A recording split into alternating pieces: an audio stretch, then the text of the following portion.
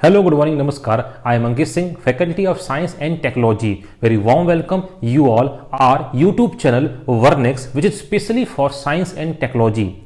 Today we are discussing about electromagnetic spectrum, in Hindi विद्युत चुंबकीय spectrum. So without any wasting of time, let's start electromagnetic spectrum. जैसा कि मैंने आपको बोला कि इलेक्ट्रोमैग्नेटिक स्पेक्ट्रम, अब इलेक्ट्रोमैग्नेटिक स्पेक्ट्रम हिंदी में इसको बोलते हैं विद्युत चुंबकीय स्पेक्ट्रम। तो पहले यह पता हो कि इलेक्ट्रोमैग्नेटिक वेव क्या होती है। जैसा कि आपने पढ़ा होगा कि light is a electromagnetic wave, प्रकाश एक विद्युत चुंबकीय किरण होती है या तरंग होती है। अब question is that what is electromagnetic wave. ये इलेक्ट्रोमैग्नेटिक वेव, इलेक्ट्रिक वेव और मैग्नेटिक वेव दोनों परपेंडिकुलर 90 डिग्री पर होती हैं, वहां से प्रोड्यूस होती हैं इलेक्ट्रोमैग्नेटिक वेव, विद्युत चुंबकीय किरण। यदि उसको 3D में आपको बनाना चाहूं तो ये होगी आपकी क्या, मैग्नेटिक फील्ड, और ये होगी इलेक्ट्रिक फील्ड। यहां से जो रिजल्टेंट वेव जो निकलेगी, इस वेव को बोला गया है इलेक्ट्रोमैग्नेटिक वेव। ये वेव क्या होती है, ये वेव कैसी होती है, इस वेव को ट्रेवल करने के लिए, चलने के लिए कोई भी मीडियम की रिक्वायरमेंट नहीं होती है। इसका बहुत अच्छा एग्जाम्पल आपने देखा होगा कि light is a electromagnetic wave. अब यहां पर ये तो समझ में आ गया कि इलेक्ट्रोमैग्नेटिक वेव कैसे प्रोड्यूस होती हैं। तो ये विद्युतीय क्षेत्र और चुंबकीय क्षेत्र जब दोनों लंबवत लगाए जाते हैं तो वहां से रिजल्टेंट परिणामी तरंगें होती हैं। कौन सी, विद्युत चुंबकीय तरंगें। अब चूंकि अपन यहां पे लिखा क्या है, इलेक्ट्रोमैग्नेटिक स्पेक्ट्रम या विद्युत चुंबकीय स्पेक्ट्रम। अब ये विद्युत चुंबकीय स्पेक्ट्रम क्या होता है, तो इसके पहले आपको पता होना चाहिए कि इनके एग्जाम्पल क्या होते हैं। आपने इसके ढेर सारे एग्जाम्पल आपने देखे होंगे, जैसे X rays, radio waves, UV rays etcetera. ढेर सारे एग्जाम्पल इसमें आपको देखने को मिले होंगे कि एक्स तरंग है, रेडियो तरंग है, परावैगनी विकिरण, ये सारे के सारे बिलोंग करते हैं किसको, विद्युत चुंबकीय स्पेक्ट्रम को, इलेक्ट्रोमैग्नेटिक स्पेक्ट्रम को। जैसा कि आपको बोर्ड पे दिखाई दे रहा होगा, मैंने एक वेव का डायग्राम बनाया है। ये जो वेव है यह ट्रांसवर्स वेव, हिंदी बोलते हैं अनुप्रस्थ तरंग है।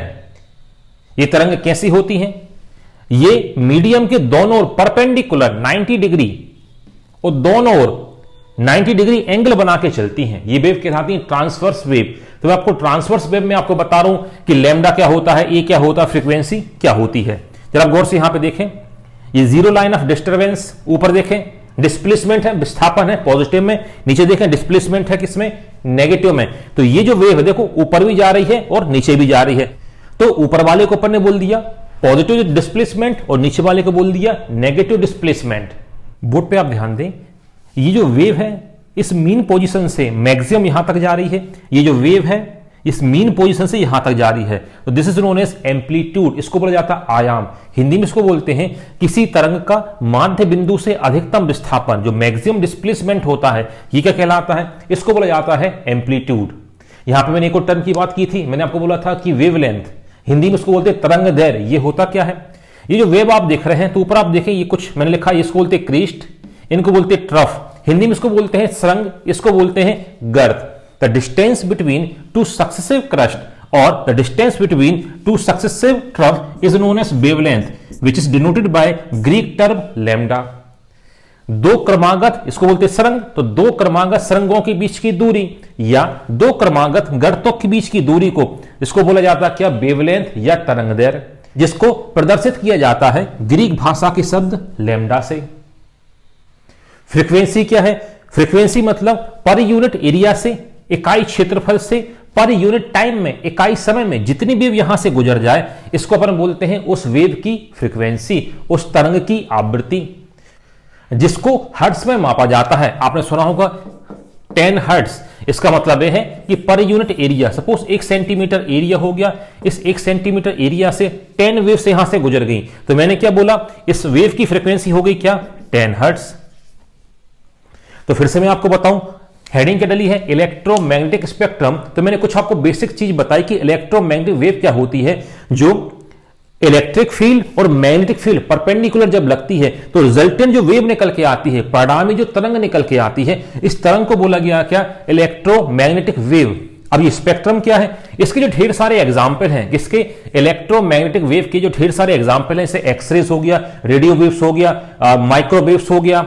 इन वेव्स को इनके लैम्डा या तो तरंगदैर्घ्य या तो फ्रीक्वेंसी एफ, इनके इंक्रीजिंग और डिक्रीजिंग, बढ़ते या घटते क्रम में जमाना, इसको ही क्या बोलते हैं, इलेक्ट्रोमैग्नेटिक स्पेक्ट्रम।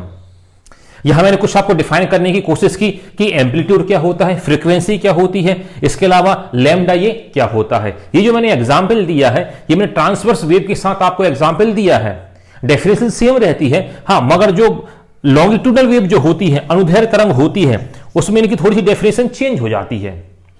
चेंज कैसे हो जाती है? जैसे मैंने यहां पे लैम्डा किसको बोला कि distance between two successive crust, तो यहां पे क्या होता है, ये जो वेव होती है, देखिए आप, जैसे मैंने एक स्प्रिंग को बांध दिया हो, तो स्प्रिंग एक ही मीडियम में है, तो ये देखिए आप, ट्रांसवर्स वेव दोनों मीडियम में है और ये लॉन्गिट्यूडनल वेव एक ही मीडियम में है।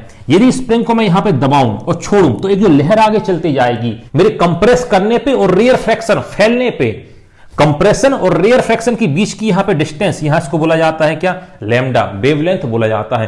हालांकि ये आगे मैं आपको बताऊंगा, ऑप्टिक्स में इसका करेंगे अपन डिस्कशन, दोनों में डिफरेंस क्या होता है, क्योंकि यहां पे मेन फोकस जो आपको करना है ये इलेक्ट्रोमैग्नेटिक स्पेक्ट्रम क्या होता है। इलेक्ट्रोमैग्नेटिक स्पेक्ट्रम जो कि आपकी मेंस के टॉपिक में इंक्लूड कर दिया गया है, प्रीसेस से पहले से ढेर सारे क्वेश्चंस आ रहे थे।